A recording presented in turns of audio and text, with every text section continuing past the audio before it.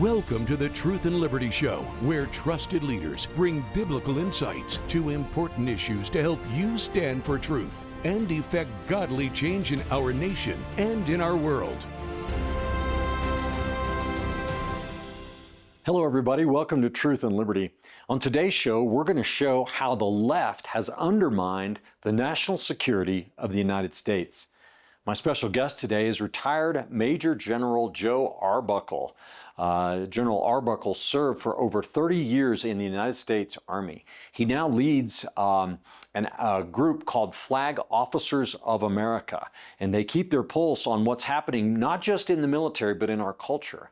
And they speak out occasionally, writing very influential letters where they chronicle what is happening in our government and in our culture, and a great organization that have done a lot to bring awareness to the damage that the leftists under Barack Obama and Joe Biden have done to our national security. You know, the principal purpose of government is to secure rights. Our Declaration of Independence says that all men are created equal and endowed by their Creator with certain unalienable rights, among which are life, liberty, and the pursuit of happiness, and that to secure these rights, governments are instituted among men. You know, if you don't know the purpose of something, then the chances are really high that you will end up abusing that thing. And you know, whenever you use something for a purpose for which it's not intended, you will cause harm. Take, for example, let's say I was going to build a doghouse, right? If I wanted to build a new doghouse for my dog, and I've got my nails and I've got my boards and I've cut everything to size, but then it's time to start nailing the boards together and I can't find my hammer. So I grab, here's my guitar laying here. And I begin to try to nail that nail in with the guitar. What's going to happen is, first of all, the guitar will be destroyed and the nail will not go in very far, right? This is what happens when we use things for a purpose for which they were not designed. Government, you see, is not an accident. It is not an invention of man. Government actually was ordained by God. We see this in Romans chapter 13, where the Bible teaches us that the powers that be are ordained of God. I'll get to that later. We also see in Genesis chapter 9, verse 6, the Bible shows us where government was ordained by God. It was after the flood of Noah. You know, what led up to the flood of Noah was increasing wickedness. Wickedness and violence and corruption filled the earth. It got so bad, the violence filled the earth, that God had even regretted that He even made man. And one of the very first things He told Noah when Noah got off the boat was, "Whosoever sheds man's blood, by man shall his blood be shed." This was the first time after 1,700 years of creation that God gave man power to take dominion over other men, only in instances where man infringes on the rights of other men, in that case, taking the right to life. So when man kills a man, he loses his right to live, and man has the authority under God to impose that penalty. Romans 13 tells us that the purpose of government is to restrain evil, to punish evil, to restrain evil. This is what's reflected in our Declaration of Independence when we say that government exists in order to secure rights. You know, the problem is that the left, the political left, doesn't have this understanding. Or if they have it, they don't like it and they don't abide by it. Rather, they think that government is man's invention and that man can do whatever he wants with government. He can use the power of government to reorder society, to even remake mankind into a different image, into a different reality. This is the heart and soul of all utopian philosophies. We can change things. We can achieve paradise on earth by the power and force of our collective will in the government. This is 100% anti-God, anti-biblical. It is the spirit of Antichrist. What does our military exist for?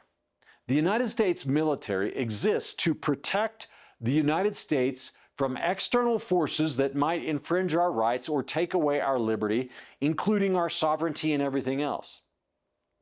America's military actually has an incredible record of bravery, tenacity, excellence, humanity, and honor. Like the Marine song says, from the halls of Montezuma to the shores of Tripoli, our military has represented our country, for the most part, with honor and excellence throughout our generations, with bravery, excelling, going above and beyond to fight our wars, to defend freedom and democracy. Time and again, our military has come to the defense of not only our allies, but of America's vital interests around the world and the victims of oppression and tyranny. Where would the world be today if it weren't for the American armed forces? World War I probably would have been lost to the Germans. Certainly World War II would have been lost. Soviets, the Russians may have been able to defeat the Germans in World War II, but then all of Europe would have succumbed to Soviet communism. And speaking of communism, who would have resisted Russia during the Cold War? As one after another, countries were falling to Marxist subversion, everywhere from Laos and Cambodia and Vietnam to Cuba and places in the Western Hemisphere. And where would the world be today if it weren't for the United States standing up against Islamic terrorism? Right? The United States almost single-handedly, I don't mean to diminish the contributions of other countries, but the United States has fought the war on terror in ways and with power that the rest of the world could not or was not willing to bring to bear. How about fighting drug lords and dictators in Central America and Somalia? And I could go on and on. But today, America faces an incredible enemy, an incredibly powerful enemy in communist China. We in America have allowed China to grow to extremely alarming levels of military power. Back in the late 80s and early 90s, China was a massive nation, but they were not a serious military threat to the United States. But us, in our greed and in our, you might say, naivete, underestimated the intentions and the ability of the Chinese. And so we opened up normal trade relations with them because we wanted cheap labor. That's the bottom line of it. And since that time, China has grown and grown and grown to where they now have the second largest economy in the world, with a gross domestic product of approximately $28 trillion a year, where they have by far the largest army in the world with over 2 million men under arms. They have the largest navy in the world with over 700 ships, twice as many compared to the United States of America. Now, their ships tend to be smaller and less well armed, but they have more fighters than the United States. They now have stealth technology in their Air Force. They have stealth technology in their Navy.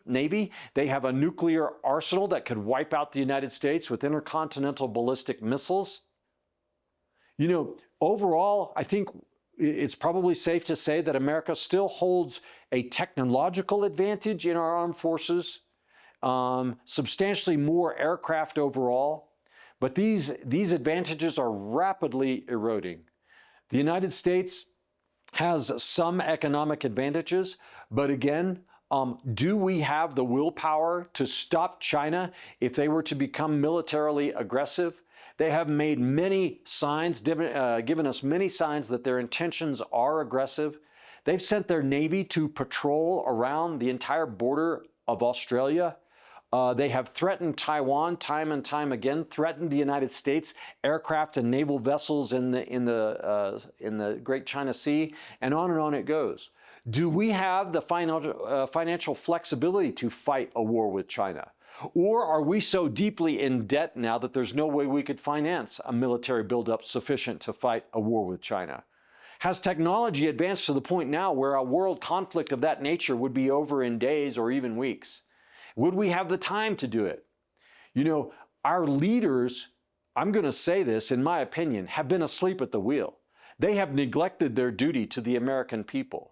We don't even have the ability anymore in America, our military industrial base, we don't have the ability to produce ships, to build enough ships to defeat the Chinese if it were come to a war in a short enough period. We have major problems with maintenance of the aircraft that we do have.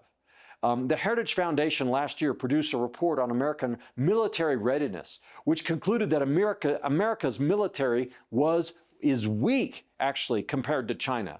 And it chronicled all of these problems.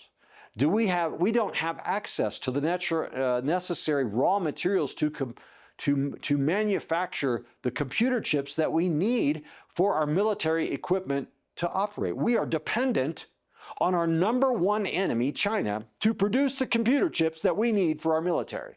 Now, if that's not insane, I don't know what is.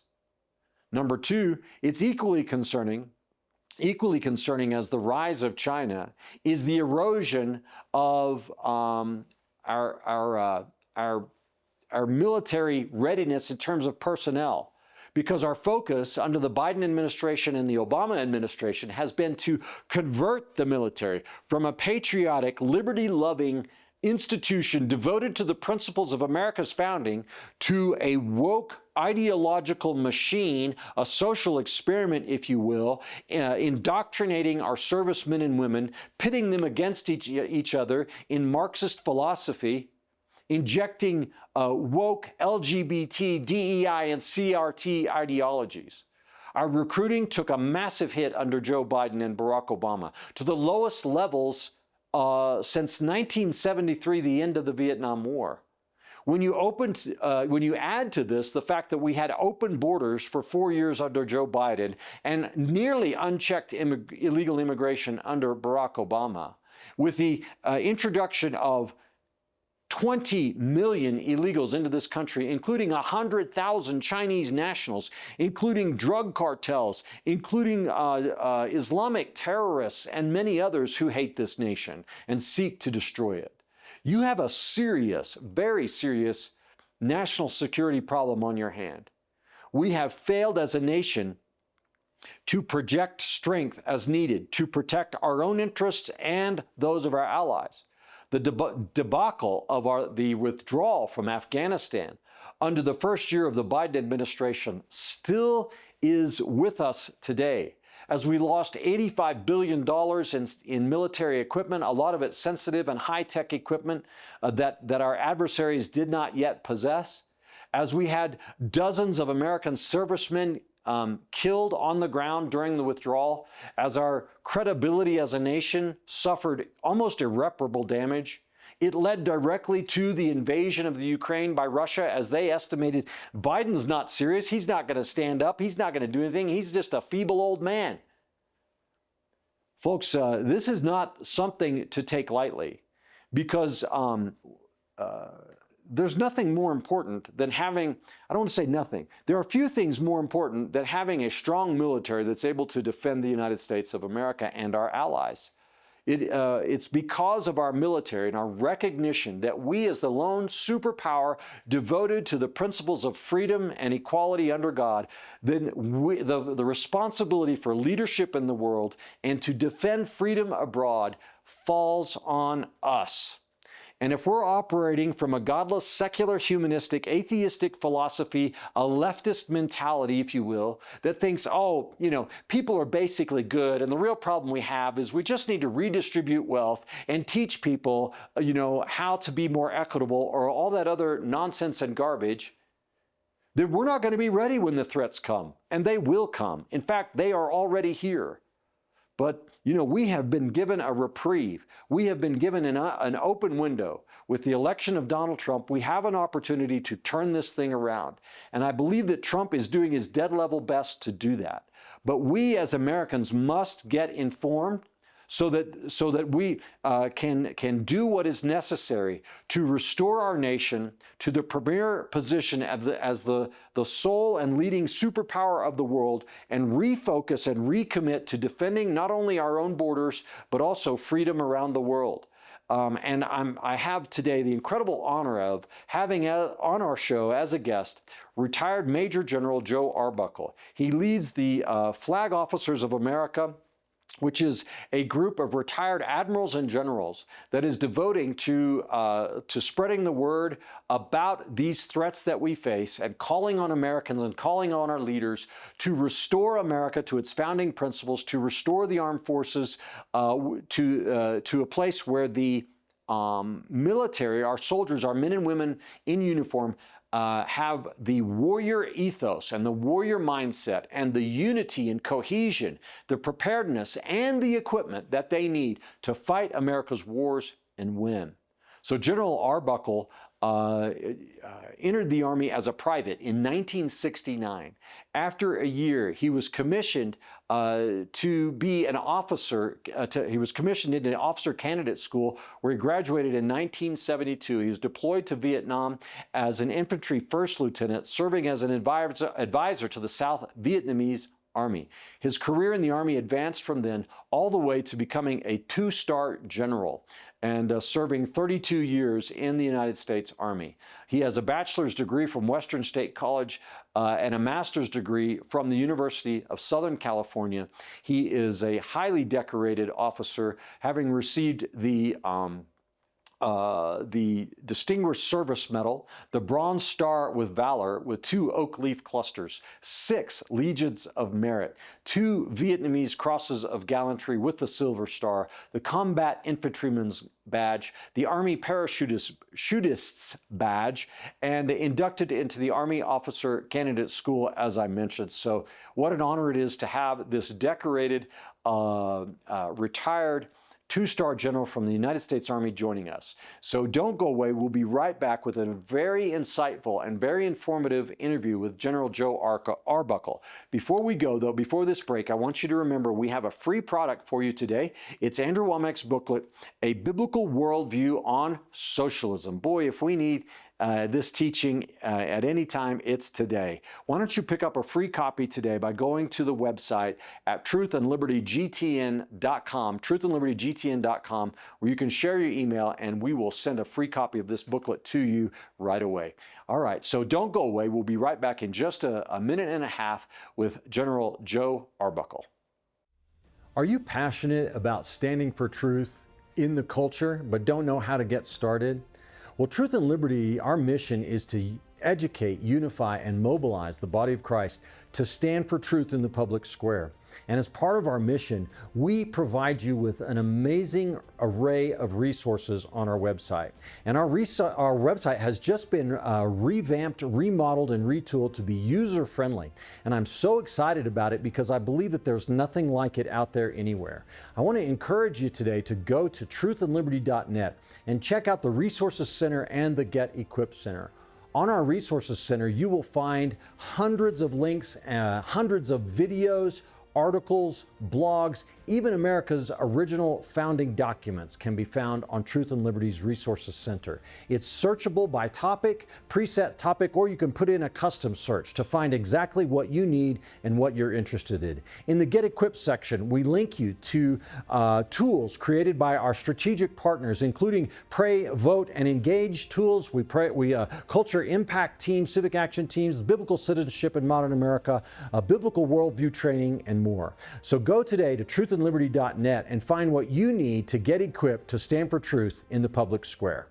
All right, everybody, we're back now on Truth and Liberty. So glad you're still with us. As I promised, our special guest today is retired United States Major General Joe Arbuckle. So, General, thank you so much for coming on Truth and Liberty today. Thank you very much. It's a real pleasure to be here with you, Richard. Well, and we're honored to have you, and I'm so excited to have your perspective on some of the biggest issues we're facing today as a country. And General, you are the head of the Flag Officers of America. You say it's not an organization. I don't know what else to call it, but whatever it is, it's super influential. Can you tell us about it? What is Flag Officers of America? Sure, I'd be happy to. It's basically a team. As you said, it's not an organization like many people think. It's a team composed of 3 people, 2 wonderful, patriotic ladies that live back in Maryland and Virginia, one of whom I've met, the other I have not. And they are extremely talented. Mm-hmm. But let me give you some history of how I got into this and the organization. Absolutely. So let's turn the clock back to 2016 when Trump was running for president. Okay. My wife and I are up in a remote area in the mountains here in Colorado. I'm deep in my retirement foxhole, and I get this email from a retired Army 2-star named Sid Shacknow, who I never met. And he said, attached to this email is a letter endorsing Trump for presidency. Would you please sign it? Mm. And I looked at it and said, sure, I'll sign that. So I sent an email back and said, put my name on this letter. Okay, 4 years passed. It's time for Trump to run for re-election in 2020 in the spring, and I'm looking for another letter email coming from this same retired general. Nothing happened. And so I sent an email back to that address saying, I'm happy to sign a letter supporting Trump's reelection. Send it to me. And I didn't get any response. So 2 or 3 times I went through this iteration. And finally, I got an email from a wonderful lady named Carol Greenwald. And she said, hey, I work with Sid on this, and I've got your emails. I'm sorry to tell you that Sid died. Oh. And I said, wow. Okay. And then she called me and she said, since you've expressed an interest in this, how about you taking the lead now for Sid? I said, well, wait a minute. That's not what I had in mind here. Not at all. And so we went back and forth over the course of about 10 days in phone discussions and emails, and she's twisting my arm, and I'm kind of feeling like I'm being pulled in that direction, but I'm resisting because I just didn't want to get into that. And finally, my wife said to me, she's involved in this, I'm talking to her obviously, well, if you don't do it, who will? And my wife knows where to hit me where it hurts, and that did it. That put me over the edge. So I got a hold of Carol and said, all right, I'll do it. And so we put out our first letter supporting Trump's reelection. We had 317 retired flags sign that letter. Now, what we do is we put these letters out based on events. They're not time-driven. So election was an event. All right, we get into 2021, and Biden's in the saddle. On the 20th of January, he does 17 executive orders, which are pretty monumental. Caused me a lot of concern, like doing with the Keystone Pipeline, getting involved in the Iran nuclear deal again, re-engaging the Paris Climate Accords. All those kinds of things are very, very big national security issues. So about March or in April, I started drafting another letter. And I should say at this point that the way we work is I draft a letter, send it to these other 2 really talented ladies. They give some input. We finally put it in final form.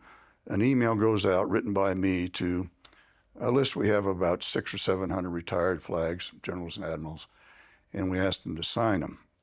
And we always put a target on the number that we want to get in terms of signatures before we go with a press release.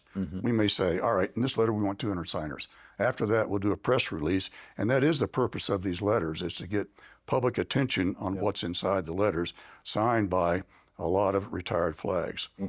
And so it's March or so of 2021. I'm concerned about what Biden is already doing, and so I draft another letter. And in it are about 12 major national security issues that we listed that are of concern. And we circulated that letter around and got about 220 retired generals and admirals to sign that one. And if you don't mind, I'd like to pull out a couple of excerpts from that letter and just read them. Before you do that, though, General, can I ask you this? What's a flag? A flag? Flag officer. Yeah. It's just a common term that applies to both a retired general or admiral. It also applies to active duty, but in this case, we're only talking about retirees. Only retirees. Yes. Okay, so these are admirals and generals that have served in the United States Armed Forces that are coming together and signing these letters expressing their concern about the policies being pursued by our country. Exactly. Okay, yeah. All tied to national security. Okay. Yeah. All right. In this May 2021 letter signed by 220, it opens this way. Our nation is in deep peril. We're in a fight for our survival as a constitutional republic like no other time since our founding in 1776. The conflict is between supporters of socialism and Marxism versus supporters of our constitutional freedoms and liberties. It goes on to mention without free and fair and honest elections, we'll lose our republic. Right. And so in March or May of 2021, Biden's been in office then, 4 months? Right. And you're already seeing an aggressive agenda that is putting these liberties at risk. Exactly. Yeah. And our security, our national security at risk. Okay. How did these things threaten our security or other things? Well, just take open borders. That's in here as one of the issues. And we know what's happened since then. We have nearly, 20 million illegal aliens in our country, many of whom we don't know where they are. Certainly are terrorists among them. That's a major national security threat. Free and honest elections are also that way because we don't have a constitutional republic without that. freedom of speech, Yeah. all those things, Right. Bill of Rights. Yeah. But here's a very interesting thing in this, Richard. At the end of it, it says the mental and physical condition of the commander-in-chief cannot be ignored. He must be able to quickly make accurate national security decisions involving life and limb anywhere, day or night. Interesting. And that's May of 2021. Exactly, we saw it. And the Democrats did not admit Joe Biden's decline until after his debacle of a debate against Donald Trump in the 2024 election, some more than, three years and 2 or 3 months later, even though it was on display for the whole world. Exactly. Yeah. And it was obvious back at that time frame. Yeah. Amazing, right? It is amazing.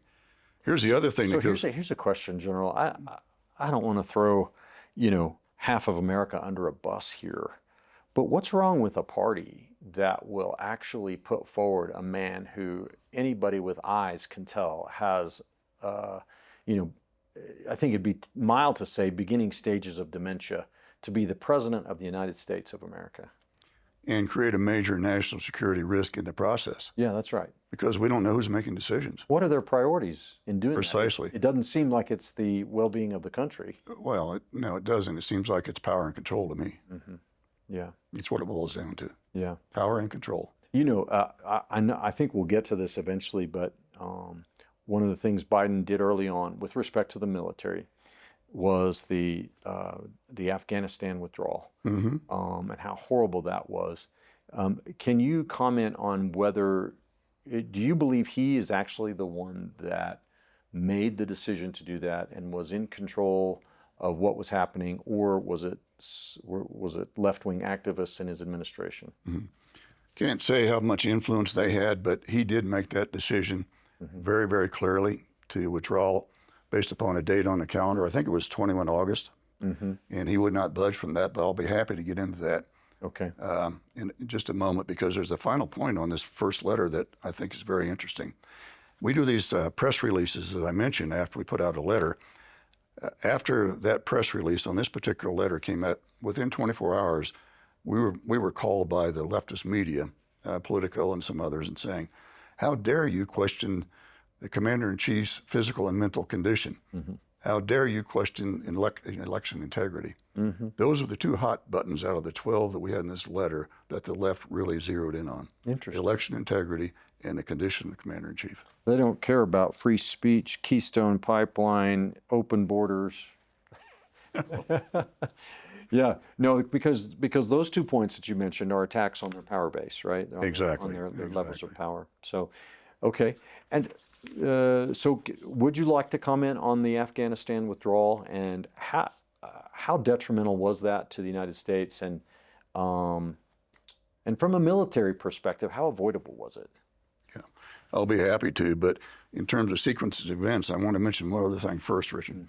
We put this letter out, and it got a lot of attention from citizens, and they contacted us, Flag Officers for America, saying, "Geez, we understand your message, we're concerned. What can we do about it as citizens?" And so that resulted in our Citizens Action Plan, which you have a copy of. And it was based upon getting citizens involved at the grassroots level primarily, but also the state and national level. You got to vote, obviously, that's the first thing. But also listed in this at the top was education. Take back control of our educational system. Get involved with what's going on in your school boards. Run for school boards. Right. You're big into that. You understand very well. And that's the key thing. And we also talked about getting involved in politics at the local level. Yeah. Attend your city council meetings and that sort of thing. Law enforcement, make sure you elect sheriffs and district attorneys that will support our Constitution properly. Get involved in news media, and then organize. We mentioned churches in here as a great place to organize to protect our traditional values in our country. So we put that Citizen Action Plan out, and it got a lot of positive attention. That's what we did after that letter. And then later on that year, in August 21, you're now talking about the Afghanistan debacle. Okay, so before we leave that Citizen Action Plan, though, is that document still available? It is. It's on our website. Our website is one word, flagofficers4america.com. Okay. So these letters and that Citizens Action Plans are there. Flag Officers 4. Number 4. .com or For America. okay, Flag Officers for America, and the 4 is the number 4.com. Yes. Okay, great. We'll put that on the screen. Yeah. Okay. It's a very simple website maintained by one of our great ladies back east. Yeah, yeah. Okay, so Afghanistan. Yeah. Okay. So we used the term Afghanistan debacle when we wrote this letter in August, and it called for the Secretary of Defense Austin and the Chairman of the Joint Chiefs Milley to resign over their role in that particular decision. They are the chief military advisors to the president on any matter military. It was their job to walk in front of the president and say, no, this is not smart to withdraw by this date on the wall because of the consequences. They did come in. They testified that they appeared before Biden, and they said that they did advise against it. So what we said in this letter was they should retire because at that point they should have told the president, in our military judgment, this is going to have disastrous consequences for our country, and we cannot accept this decision. Therefore, we will retire in protest. Now, had they done that, that would have gotten a lot of attention in the media. And it may have, we don't know, but it may have caused Biden to pause and change his decision, or at least delay it. But they did not. Instead, they saluted and marched off, and we know what happened. Yeah. The consequences are listed in this letter, and we were very, very predictive on what was going to happen. For example, we said, now our adversaries are emboldened to move against America due to the weaknesses displayed in Afghanistan. China benefits the most, followed by Russia, Iran, North Korea, and others. Terrorists around the world are emboldened and able to pass freely into our country through our open borders with Mexico. Did Putin invade Afghanistan before or after the Afghan withdrawal? Oh, after. Yeah. Oh, so after. he sees the United States, absolutely a joke, right? I mean, a terrible performance, weak, inept, abandoning its friends, its allies, leaving $85 billion of equipment behind for the Chinese to take and use, and the Taliban and anybody else they wanted to sell it to. Not to mention the lives that were lost of American servicemen, plus all of the untold number of Afghanis that previously supported our work there who were probably killed, tortured, or whatever. And so Putin sees that, oh, no problem, guys, here we go. Exactly. And could it be any more obvious? No, it couldn't. And again, we predicted that would happen in this letter in 2021. And President Trump often says Putin would not have invaded Ukraine had I been the president back then. Yeah. And he's right. He's got to be right. So the $85 billion worth of equipment, how damaging, if it were just money, we could replace it, but is it more than that? I mean, did the Chinese or our enemies acquire any technology or other assets through that we're going to pay for? Sure. They take all that equipment and reverse engineer it and put it into theirs. That's one of their favorite techniques. But they also passed it to other terrorist organizations. It's been redistributed. One thing that bothered me in particular, among the other things we left behind, was our technology and our night vision devices and goggles. We were well ahead of the other adversaries in the world with that, but now they have that technology. And there's other things, obviously. There are some aircraft left behind, some combat vehicles, tracked vehicles, and there's no doubt that some of those weapons are being used, against forces that are friendly to us throughout the world. Well, General, you mentioned, and we've got other stuff we need to talk about today, but just on this, you mentioned that Biden had a date on a wall that he was bound to for some reason. But let's say, even with that it was a premature, it wasn't properly planned. Were there things that we could have done to make it go better, even by that date? Why was it so sloppy and seemed like disorganized? Was it just not enough time, or were there other factors? I think time was a major issue there. It was compressed, too short. We were out of Bagram Air Base, for example, in July, by the end of July, prior to the August debacle, basically surrendered in the face of the enemy is the way I put it. Yes, all of that could have been avoided. Speculation I've read is that Biden picked that date, end of August, because he wanted to be able to say, when the anniversary of 9/11 came around in September, that we were out of Afghanistan, just for political reasons. Now, I don't know if that's true, but it makes some sense. Okay. But, you know, Trump had announced all along he was going to get us out of Afghanistan, and he was marching down that road to do that. But the difference was his calendar was based upon events.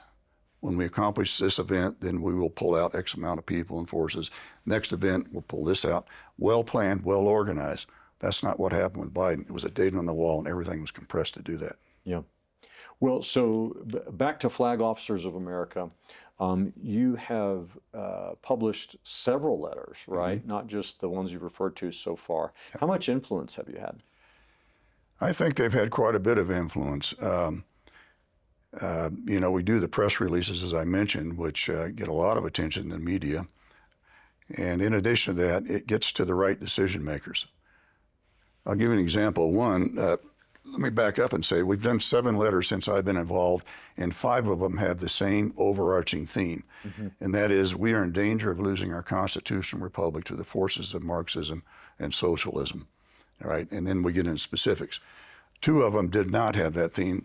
This is the one we just went through on Afghanistan, and the other was to support Pete Hegseth. But getting back to your question about influencing, we wrote a letter specifically to the leadership of the House of Representatives in May of 2023, addressed to Speaker McCarthy at the time, and Jeffries was the minority leader and the chairman of the House Armed Services Committee in the minority.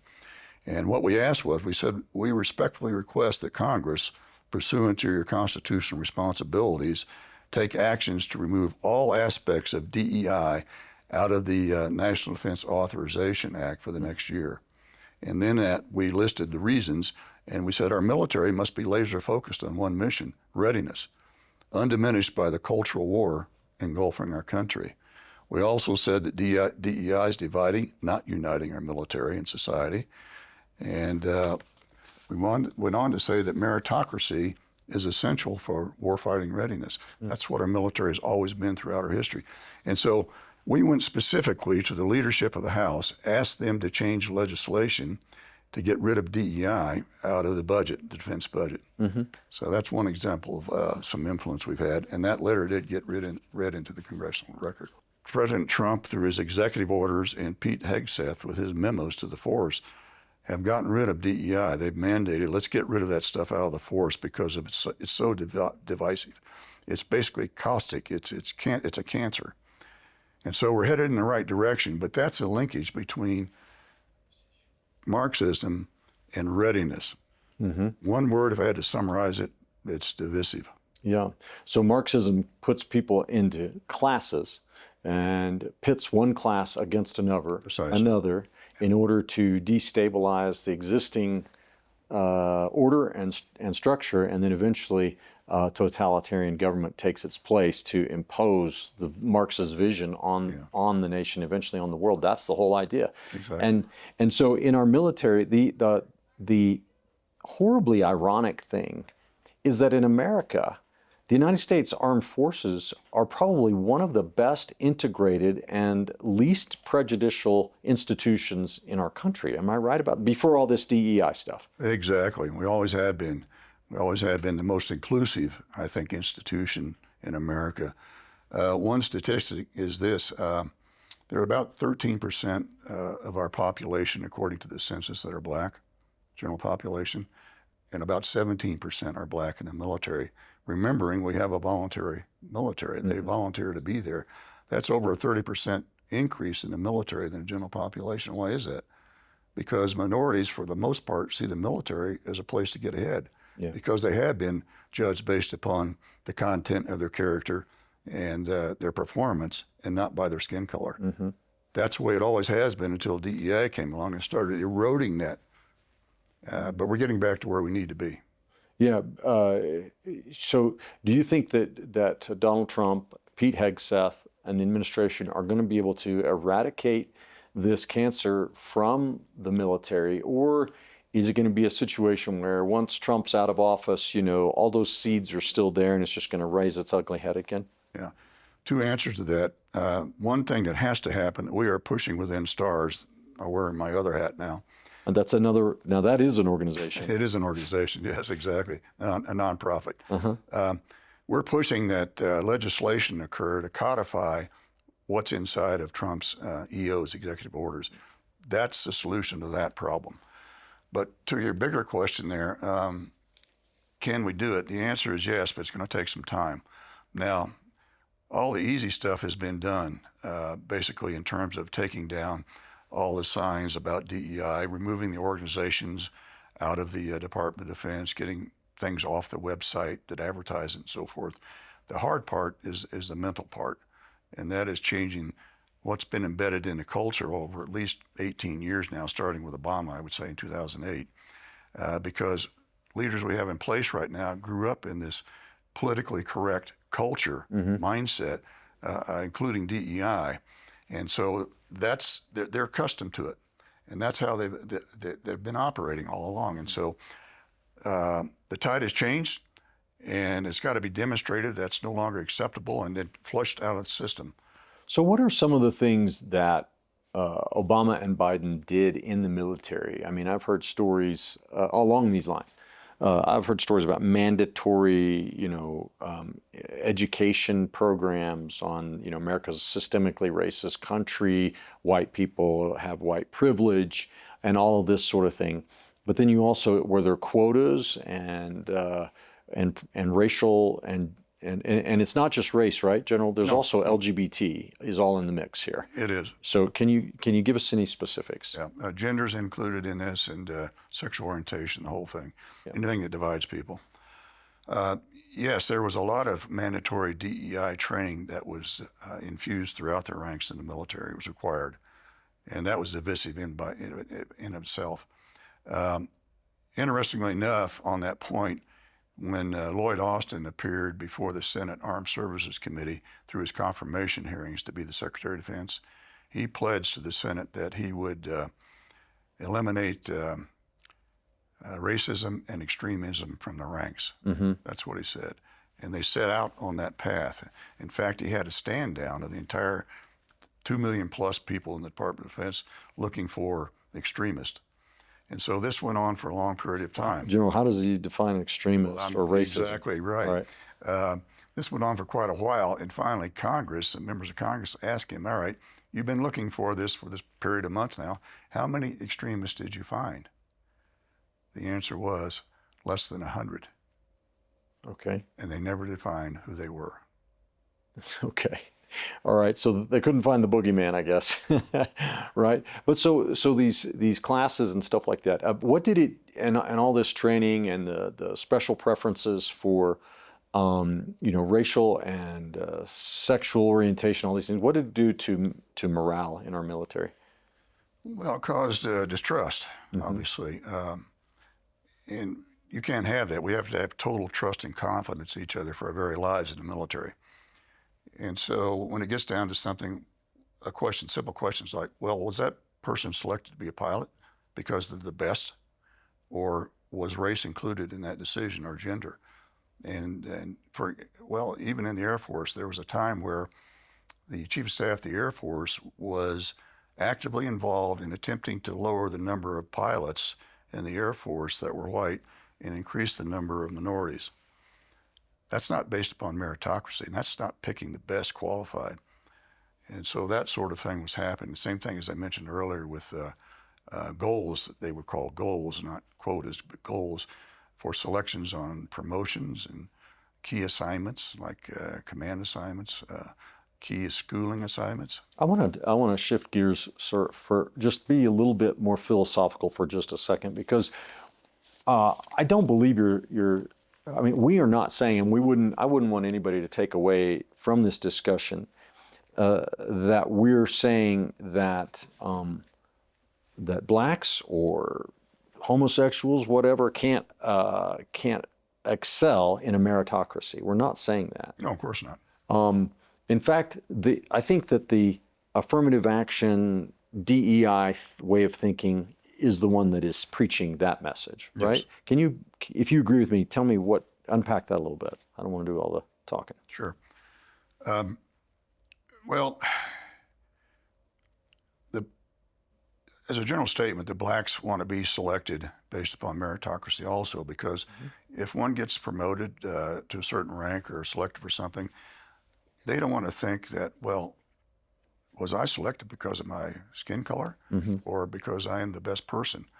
And on the other side of the coin, they don't want whites thinking the same thing either. And that's where this thing is really divisive. When that kind of an attitude creeps into the system, that is bad. Yeah. And so that's why the emphasis is on EOs and also from Pete Hegseth that we're getting back to equal opportunity for everybody, no matter skin color, no matter gender, whatever it may be. Everybody's treated the same. That's the way it always was in the military. And also a meritocracy, pick the best. I like to use a sports analogy team, which is easy for everybody to understand. All right, you've got a coach. Coach's job is to win games. You've got a team. The team's job is to win games. So the coach picks the best players to put on the field, no matter what their skin color is. And that's why, 75% of the National Football League, National Basketball Association are black. They're the best players. They ought to be on the field. If that model is okay for sports, and it is, it's appropriate, why is it not okay for our military?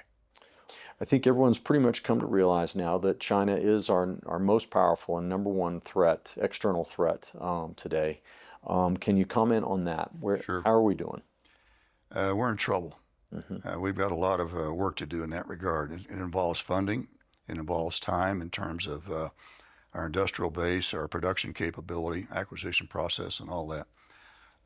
There are two reports I would cite that get right into that kind of a rating. One is there was a bipartisan congressional commission that was put together on military readiness policy. And last year, they came out with their final report. It's pretty shocking. Part of it said that basically that our military, first it said the world is in their most dangerous situation today that it has been since before World War II. And if we were to go to war, which is a real possibility against a peer or near peer competitor on more than one place, we could lose. It says we could lose. Now, that's a shocking report. There's a lot in it, it's many pages, but that was their kind of bottom line. On top of that, the Heritage Foundation every year publishes what they call their Index of Military Readiness. And they dig into the nuts and bolts in great detail of all the military services and all kinds of criteria. They rate each service independently, and they roll it up into the Department of War now. Last year and the previous year, they rated our military as weak on a scale of 1 to 5. Very weak being the lowest, weak being next, marginal, then strong, and then very strong. So weak is how they rated our military. Wow. And is this from years of neglect, or Yes. Have we been focusing on the wrong targets, the wrong objectives, or what is this just, you got Obama for 8 years, Biden for 4 years, unpack this a little bit. Sure. How do we find ourselves here? Neglect is a good way to put it. We have not had the budget we need in our military to keep up, to replace equipment. We're about 3% of GDP, I believe. And we've said in our letters here, Flag Officers America, we need to be at least 5% of GDP to get to where we need to be with money. The other part was 22 years of fighting the global war on terrorism. That sucked up basically the majority part of our budget to support what we call contingency operations at the expense of research and development and acquisition into buying new things. And that put us way behind because of the war on terror. Yeah. And then the other is just a philosophy that we don't need a strong military coming from the left, the political philosophy. So can you share a little bit more about our military preparedness relative to China's? Well, that's a tough one to get into. Now, China, numbers-wise, has obviously more ships and tanks and aircraft, I think, than we do, certainly people. I don't know about the quality of their troops. It's tough to really get a handle on that. One of our strengths, of course, has always been our people and our NCO Corps, our non-commissioned officer corps in particular, our leaders, and our initiative, our creativity, our flexibility on the battlefield. Those things are well known but hard to gauge. we've got a lot of work to do in terms of building up things, like I mentioned earlier, to get our combat vehicles, our aircraft, our ships back into the condition they need to be and add to the numbers. Yeah, so it's not just the number, it's that they're not being maintained, Condition, right? yes, Yeah. that's right. And the depot overhaul programs, for example, have been allowed to decline, I think, over the years. Our industrial base is in bad shape, our military industrial base complex, because it has been neglected and not been maintained the way it should be. Our shipbuilding, for example, capabilities. Also overhauling our major combat pieces of equipment, our aircraft. We've got a lot of work to do there. It's going to take time, but the good thing is President Trump realizes that. There's a major initiative right now to improve our industrial base, so we're headed in the right direction. We just need the time and money to get there. Yeah, yeah. Well, yeah, it's not a simple matter. It's very complex, and there's lots of different variables that affect that, right? But Donald Trump has spoken some about the need to obtain rare earth minerals. Is that part of this discussion? Absolutely, yeah. Yeah. Absolutely. We have allowed ourselves to become dependent upon China primarily for that. It's well known. And there's a major We're going to depend on our number one enemy to supply a critical ingredient of our defense. Well, to include microchips, chips. Yeah. Everything, basically. Yeah, yeah. If China were to invade Taiwan tomorrow, what do you think the United States' reaction would be? And would we be able to repel that invasion, or should we even try? Well, first, we need deterrence to stop that, and we've been talking about that in our state of our military. There's three possible scenarios there, I would say. One is an outright invasion. You've got about 90 miles of open ocean between mainland China and Taiwan. That's a pretty tough body of water to cross because of the conditions. And so I don't think, my opinion is, I don't think they would launch a sea-based and air-based strike against Taiwan coming across there in terms of an amphibious landing. I think what's most likely, if they wanted to move against Taiwan, would be a barricade of some kind, sea barricade, where they would stop the flow of everything coming in and out and basically try to strangle the island. Also tied with that, the third thing would be cyber warfare to shut it down. Now, what would we do in that case would be a very interesting question, because if there's a sea barricade around it, our ships would have to come in there to challenge it, which we would probably try to do, in my opinion. And then what would happen? What's dangerous today, and let me get into another thing that's really important on this, is the face of warfare, Richard, is changing. It's a revolution in technology right now. We see it happening in Ukraine. What's causing it? Drones. Major, major impact today.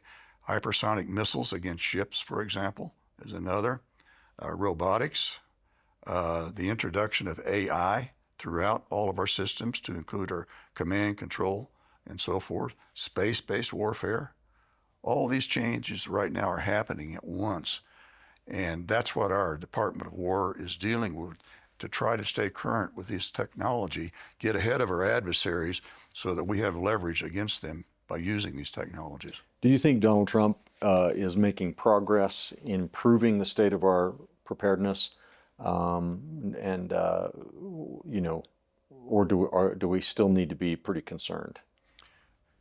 It's both. Yeah. He is definitely making progress, and morale of the troops is really up. That's so important in terms of readiness. I like to think of readiness in terms of people and things.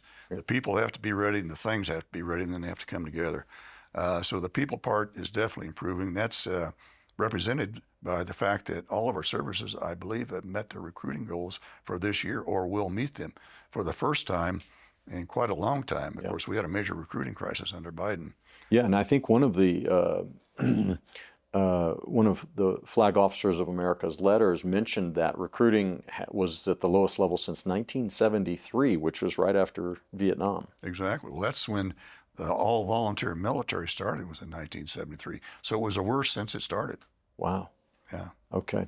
And so we've got just a couple minutes left on the show here, General. Can you comment on not the military side, but on what's happening in our country to undermine our identity as a nation, as a free, nation under God and converting us into more of a Marxist country in our schools, in our media, and everywhere else? Sure. Well, at the top level, I think what's going on right now, well, I know what's going on, is that as a nation, we've moved away from God. Mm-hmm. And the left and the dark side has filled the void. Mm-hmm. And that is a goal of Marxism, to get rid of God from our country and from people's minds. And that's been going on since the 1960s in this cultural revolution as manifested now in DEI. And it's interesting to look at the 45 communist goals, which they have largely attained. They're read into the congressional record, I think, in 1963. And so basically the problem goes back to us moving away from God. We got to get back into religion. Our country has been indoctrinated through our education system. Mm-hmm. That was one of their goals within Marxism, was to take over the education system and start talking about the advantages of socialism, Marxism. Mm-hmm. And you see that reflected in surveys today, people's attitude towards socialism. Yeah. And the way to turn that around is through education. Mm-hmm. Talking about the other side of this. That's what we're doing right now. But not just any education, right? No. It's in the political system. They targeted our legal system. Mm-hmm. Our news media was a major institution that they targeted. Mm-hmm. Just think about this. Would the previous administration, the Biden administration, be in power if it was not for the force of the left media? No.